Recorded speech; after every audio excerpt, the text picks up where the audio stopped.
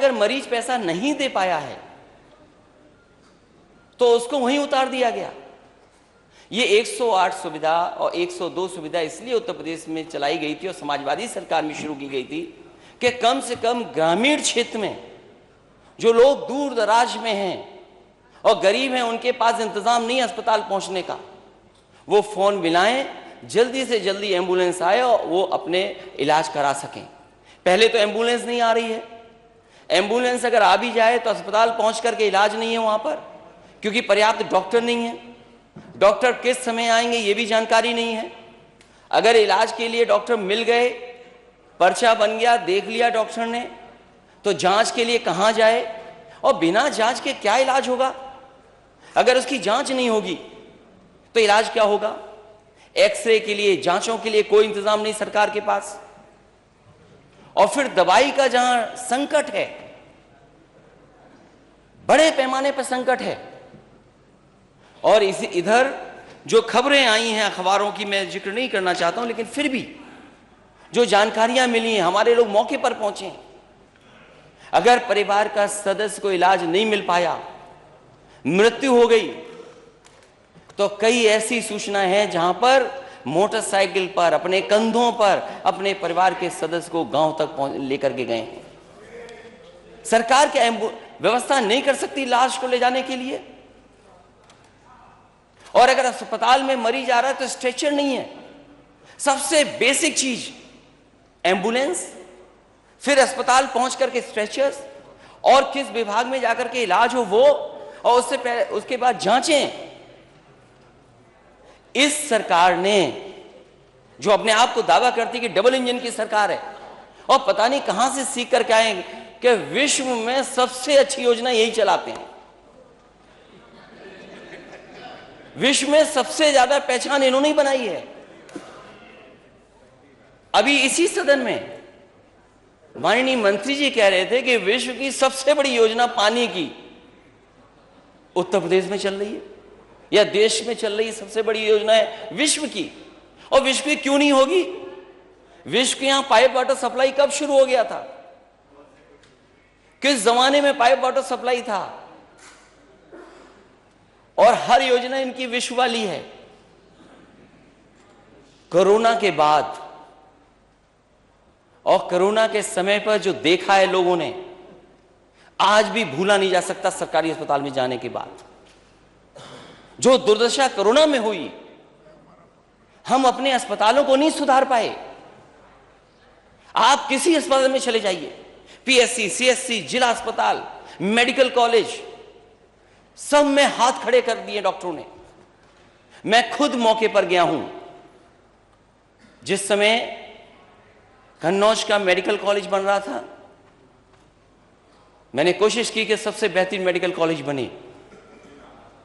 वहां 2 विभाग, मैं खुद आंखों से गया, मैंने कहा देखूं वे विभाग शुरू हो गए कि नहीं शुरू हो गए। जैसे ही मैं विभागों की तरफ बढ़ा तो मैंने कुत्ते ही कुत्ते देखे वहां पर, 1-2 नहीं, 10-12 कुत्ते घूम रहे हैं। कार्डियोलॉजी डिपार्टमेंट में ताला है, आपके कैंसर डिपार्टमेंट में ताला है, दोनों में ताला है, दवाई है नहीं, मशीनें नहीं है। और जो इंस्टीट्यूशंस हमारी खड़ी की गई, पुरानी सरकारों ने भी बहुत कोशिश करके जो इंस्टीट्यूशंस खड़ी की हैं, अगर हम सबसे प्रीमियम इंस्टीट्यूशन को अपना माने, पीजीआई, आप किसी विभाग में किसी डॉक्टर से पूछ लीजिए, जिन मशीनों में, जिस लैबों में आपको काम करने का मौका मिल रहा है, क्या वो मशीनें ऑब्सलीट हो गई हैं कि नहीं हो गई हैं? ये सरकार बताए कि इन्होंने मशीनें कितनी खरीद करके डॉक्टर्स को दे दी। ठेले पे जा रहा है मरीज, ऑटो में जा रहा है मरीज, बैलगाड़ी में मरीज जा रहा है, आपकी एम्बुलेंस कहां है? और कंधे पे लाश जाना, मोटरसाइकिल पे लाश जाना, ये कहां की तस्वीरें हैं? ये विश्व तस्वीरें देखेगा तो कहां जाएंगे आप? जिस दिन गोंडा की घटना, ये कस्टोडियल डेथ की हुई थी, ये नवाबगंज थाने की जिस दिन घटना हुई है, उसी दिन गोंडा में एक नर्स ने, एक गर्भवती मां जिसने बच्चे को जन्म दिया, बोतल चढ़ रही थी, गलत इंजेक्शन लगा दिया, उस मां की उसी समय जान चली गई। क्या मेडिकल नेग्लिजेंस की वजह से जाने नहीं जा रही?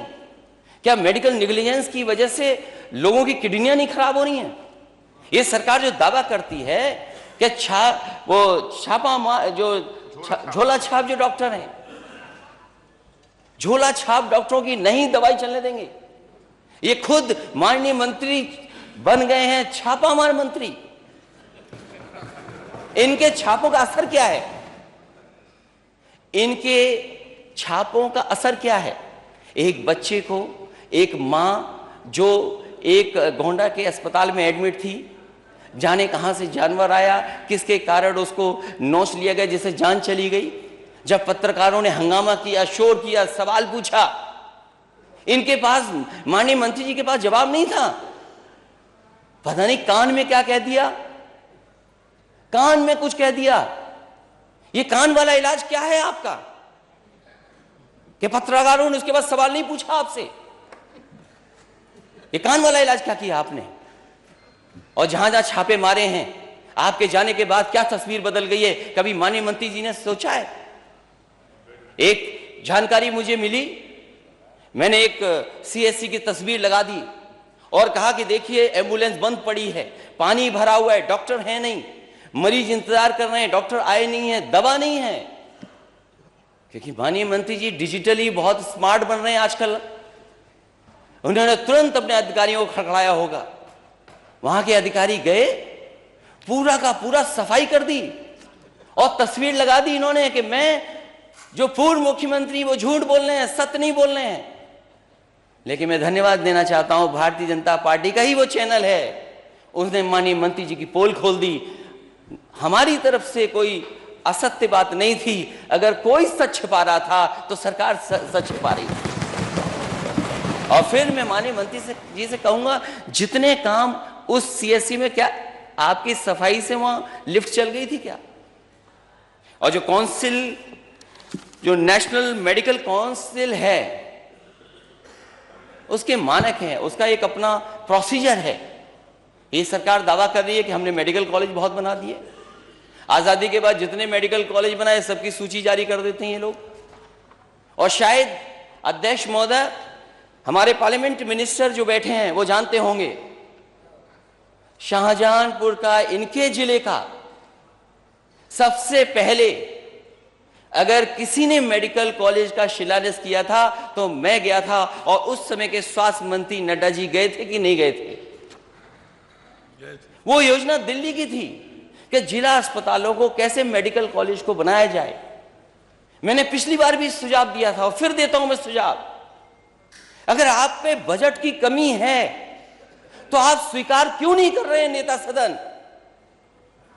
अगर बजट की कमी है तो नेता सदन स्वीकार क्यों नहीं कर रहे? और नेता सदन को बजट देना चाहिए अपने डिप्टी सीएम को। क्यों डिप्टी सीएम को नहीं बजट दे रहे हैं? और हो सकता है डिप्टी सीएम को बजट इसलिए नहीं दे रहे हो अध्यक्ष महोदय, क्योंकि उन्होंने 2 मंत्रियों को बेरोजगार कर दिया। ये विभाग 2 लोगों के पास था, क्योंकि वो डिप्टी सीएम बन गए तो 2 मंत्रियों को बेरोजगार कर दिया इन्होंने। एक तो है ना 3, 2 बेरोजगार हो गए ना। जो नहीं समझ पा रहा है, वो जिसके दिल पे कुछ गुजर रहा होगा वही जान रहा होगा कि 2 चले गए। और ये सरकार जो निजीकरण का रास्ता अपना रही है, ये स्मोक स्क्रीन है कि हम विश्व से सबसे अच्छी फैसिलिटी दे रहे हैं। लेकिन सच्चाई ये है कि ये हमारी संस्थाओं को बंद करना चाहते हैं। ये हॉस्पिटल भी बंद करना चाहते हैं, ये सब प्राइवेट हाथों में देना चाहते हैं। रेलवे दे दिया, अभी लॉजिस्टिक्स के नाम पर रेलवे की जमीनें दे दी। पहले 5 साल के लिए दी, फिर 30 साल के लिए दे दी, 35 साल हो गए। आप अध्यक्ष जी खुद हैं कानपुर, इतने बड़े महानगर के आप अध्यक्ष जी डेली खबर सुनते होंगे हैलट अस्पताल का हाल क्या है। और माननीय सदस्य यहां जीत करके आए, बताइए हैलट अस्पताल क्या हाल है?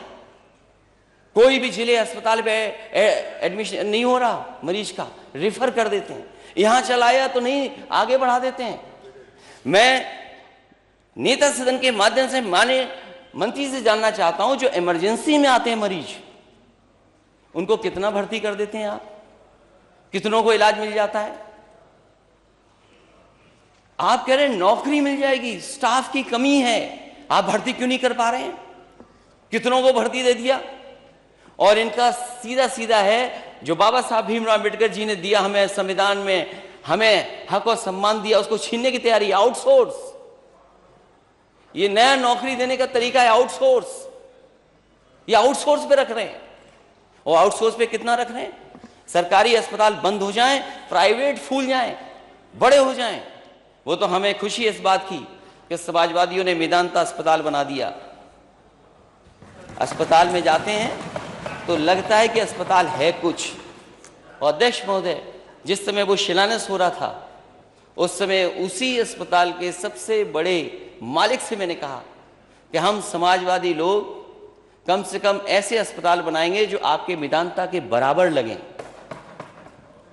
वो इंफ्रास्ट्रक्चर बनना चाहिए। अगर आप विश्व में कंपटीशन दिखाना चाहते हो तो आखिरकार वो इंफ्रास्ट्रक्चर क्यों नहीं बना पा रहे हो आप? हमें कोई शिकायत नहीं है कि आप सम्मान के लिए प्रतिमा लगा दें, माने काशीराज वो कल्याण सिंह जी की आपने लगाई, हमें कोई शिकायत नहीं उस पर। लेकिन हम ये चाहते हैं कि कैंसर इंस्टीट्यूट के लिए आप पर्याप्त धन बजट देंगे कि नहीं देंगे। हमें कोई शिकायत नहीं है। 5 साल आपने इंतजार कराया और इंतजार कराएंगे आप। जो इस प्रदेश के सबसे बड़े नेता, उनके नाम पर यूनिवर्सिटी बननी थी। प्रधानमंत्री जी ने लोक भवन के सामने उद्घाटन किया, शिलान्यास किया उसका। 5 साल समय निकाल दिया और नया सत्र शुरू हो गया। दोबारा मौका जनता ने दे दिया, अभी तक यूनिवर्सिटी नहीं बनी। और गोरखपुर में नेता सदन मेडिकल कॉलेज में 500 बेड का सुपर स्पेशलिटी बच्चों का अस्पताल समाजवादियों ने बनाया था कि नहीं बनाया था? 200 बेड का जैपनीज इंसेफेलाइटिस के लिए बनाया था कि नहीं बनाया था? नेता सदन, आप जानते होंगे, आपके लोग एम्स रोक रहे थे, वो राजनीति आप जाने। लेकिन बताइए, नेता सदन एम्स के लिए जमीन समाजवादी सरकार में दी गई थी कि नहीं दी गई थी? कोई अपना प्राइवेट संस्थान बनाए, हमें कोई शिकायत नहीं है। लेकिन आप सरकारी संस्थाओं को खत्म कर दे रहे हैं। यहां पर लाखों लोग आ रहे हैं, लखनऊ में लाखों लाख, जो इलाज कराने के लिए आते होंगे। जिन जिन मेडिकल कॉलेजों में मैं गया हूं, जो समाजवादी सरकार में बन रहे थे, उससे 1 इंच आगे नहीं बढ़ा पाए। मैं नेता से कहना चाहता हूं कि जब ऑक्सीजन का प्लांट आपको देखना था तो आप सफाई की तैयारी करके गए थे। अगर थोड़ा दाएं बाएं भी देख लेते। इस देश की वन ऑफ द बेस्ट जो कंस्ट्रक्शन कंपनी है, उससे बनाने के लिए मेडिकल कॉलेज दिया था, एक सुपर स्पेशलिटी बन रहा था। हमसे नाराजगी हो सकती है क्योंकि हम सत्ता में, आपके भागीदारी हो सकते हैं, लेकिन आसपास के गांव के लोगों की क्या नाराजगी है आपसे? मध्य प्रदेश के लोगों की क्या नाराजगी है? और आसपास के लोग जो इलाज कराने आते हैं, उनसे क्या नाराजगी है आपकी? जितना बना था उतना ही का बना, आगे नहीं बन पाया। और केवल एक मेडिकल कॉलेज नहीं, आजमगढ़ मेडिकल कॉलेज, जौनपुर का मैंने बता ही दिया, हमारे अध्यक्ष जी हैं, उनका मेडिकल कॉलेज। क्या काउंसिल जो मानक है उसके तहत मेडिकल कॉलेज चल रहे हैं? क्या आप पे परिवार डॉक्टर हैं? जब आपके इंस्पेक्शन के लिए लोग आते हैं तो आप नेता सदन जानते होंगे, अधिकारी लोग मिलकर के इस अस्पताल के यहां पर, इस अस्पताल के यहां पर ऐसी मान्यता ले रहे हैं। आप कैसे डॉक्टर तैयार कर रहे हैं? आप भविष्य क्या होगा डॉक्टरों का? इसलिए जो पीएससी, सीएससी, जिला अस्पताल, मेडिकल कॉलेज, इनमें आप पर्याप्त डॉक्टर्स को उपलब्ध कराएंगे कि नहीं कराएंगे? और जो सुविधा मिलनी चाहिए गरीब मरीज को, वो सुविधाएं आप दिला पाओगे कि नहीं दिला पाओगे? 1 रुपए का पर्चा 10 रुपए का कर दिया आपने। जांचों में भी पैसा लगेगा। आप एमआरआई, सीटी स्कैन और जितनी भी जांचें हैं सब प्राइवेट हाथों में देते जा रहे हो, तो गरीब क्या कराएगा? कहां से जांच कराएगा? और जो मशीनें ऑब्सोलीट हो गई, उनको कब ठीक करोगे? कैंसर बढ़ रहा, उसके कैंसर के इलाज के लिए कैंसर इंस्टीट्यूट बनना था, आज भी लोगों को मुंबई जाना पड़ रहा है। आज भी लोगों को दिल्ली जाना पड़ रहा है, और जो कुछ मदद सरकार से होती है, और सरकार भी आधे अधूरे मन से मदद करती है। ये माननीय सदस्य बैठे हैं, ये पत्र लिखते हैं, कोई अपने इलाज के लिए नहीं पत्र लिखते हैं, जो गरीब जनता आती है उनके लिए पत्र लिखते हैं। अरे इतने गरीब कब से हो गए नेता सदन आप? आपकी तो डबल इंजन की सरकार है, आपको तो डबल पैसा देना चाहिए, और फिर उसमें भी हिसाब किताब देखते हैं आप कि कितना देंगे। अरे कोई बीमारी एक बार आएगी, पता नहीं कि बीमारी कितनी बार आ जाए। तो बीमारी आ जाएगी, उसके लिए केवल आप कंजूसी कर करके थोड़ा सा पैसा दे देंगे, क्या उससे इलाज हो जाएगा? मैं तो ये कहना चाहता हूं अध्यक्ष महोदय आपके माध्यम से कि अगर कोई गरीब आए सरकारी अस्पताल में तो उसे इधर उधर नहीं देखना पड़े, पूरा का पूरा इलाज सरकारी अस्पताल में हो जाए। ये समाजवादियों का मानना है, ये हमारी सोच थी। मुझे याद है नेताजी ने जब भी ये लोहिया का इंस्टीट्यूट बनाया, 1 रुपए का पर्चा किया, इलाज फ्री करा दिया। आज 100 रुपए का हो गया, 100 रुपए का हो गया। और हर मेडिकल कॉलेज में अलग से बजट देते थे गरीब के इलाज के लिए, असाध्य बीमारी के लिए इलाज करा ले, उसको पैसा नहीं देना पड़े। अरे कहां लेके जाओगे इतना पैसा? और अब तो आपने आउटसोर्स करके एक कंपनी हायर की है कि हम $1 ट्रिलियन इकोनॉमी कैसे बनाएंगे। यूपी की $1 ट्रिलियन इकोनॉमी। आपको लगता है दिल्ली वाले मदद नहीं कर रहे जितनी मदद करनी चाहिए आपको? अरे दिल्ली की सरकार यूपी से बनती है, आप बताइए दिल्ली वालों को, और पैसा लाइए। आप अपना घोषणा पत्र दोबारा पलट के नहीं देखते क्या? आपने कितने एम्स बनाने के लिए कहा था? 5 साल चले गए, कितने एम्स बन गए आप? ये दोनों एम्स जो बन रहे हैं उत्तर प्रदेश में, ये समाजवादियों की देन है, जिसकी वजह से एम्स बन रहे हैं। आप नया एम्स कब लाओगे? बुंदेलखंड में जो मेडिकल कॉलेज था, जालौन का, उरई का, बर्बाद कर दिया, झांसी का बर्बाद कर दिया। अम्बेडकर नगर में जो पर्याप्त स्टाफ होना चाहिए वो नहीं है, कोई इलाज नहीं। आजमगढ़ का क्या हाल है, जो नया बना रहे हो उसका हाल आप बेहतर जानते होंगे। और इसीलिए हमारे जो डिप्टी सीएम है, जहां जाते हैं छापा मारते हैं, बाद में कहते हैं शर्मिंदा हो गए हम तो, क्यों आए हम छापा के लिए यहां पर? अरे छापा मंत्री बनोगे, कुछ कार्रवाई भी करोगे। आ जाए जवाब। जैसे झोला छाप डॉक्टर में कोई मान्यता नहीं, वैसे इनकी भी होने जा रही है अभी। अरे जवाब कोई नहीं पूछ रहा झोला छाप डॉक्टरों को। माननीय मंत्री, ट्रांसफर हो गए, इन्हें पता ही नहीं भागीदारी किसकी थी। इसलिए जो घटनाएं हैं वो मैं जानता हूं। एम्बुलेंस से निजी अस्पताल में हो रही है मरीजों की शिफ्टिंग, यह है उत्तर प्रदेश। विश्व की सबसे बड़ी योजना चला रहे हैं आप लोग। 250 रुपए का ऑक्सीजन सिलेंडर 6 गुना वसूला जा रहा है। बेटे को लेकर के भटकता रहा बेबस पिता, जो मैंने कहानी बताई, और भी हुए इस तरह की घटनाएं। अस्पताल में पत्नी का शव पीठ पर लाद कर लौटा व्यक्ति। क्या दिन देख रहे हैं हम लोग।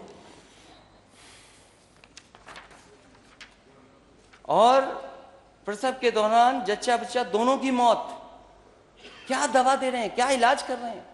क्या हमारी नर्सेज जो हैं वो ट्रेंड हैं? क्या हमारा जो पैरामेडिकल स्टाफ है वो वेल ट्रेंड है?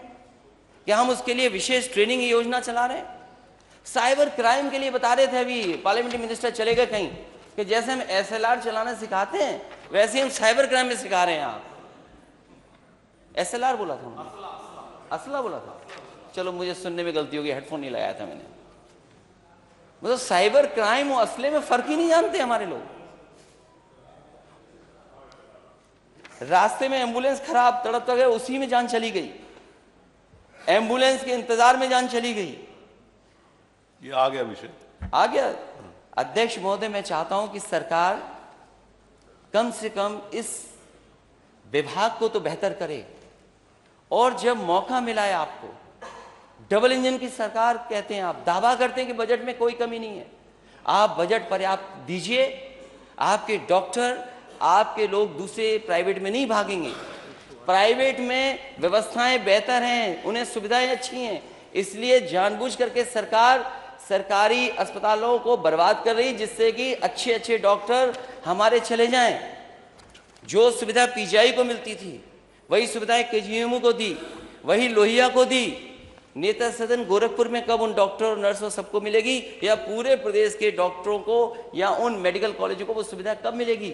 आज बता। इसलिए अध्यक्ष महोदय और अध्यक्ष महोदय, मुझे उम्मीद है कि 108 व्यवस्था में सुधार लाएंगे। अगर बजट की कमी हो तो शर्मिंदा ना हो, नेता सदन के पास जाएं, कुछ समझाएं, मनाएं, शायद बजट आपको मिल जाए। बहुत बहुत धन्यवाद अध्यक्ष महोदय। और मैं चाहता हूं कि माननीय मुख्यमंत्री जी, और अभी एक चर्चा अभी तो सदन ग्राह्यता में बहुत छोटा है, लेकिन फिर भी अगर इतना महत्वपूर्ण विभाग है क्योंकि जीवन से जुड़ा है, अब जवाब माननीय मुख्यमंत्री। मैं अध्यक्ष महोदय चाहूंगा कि इस पर चर्चा हो जाए सदन में।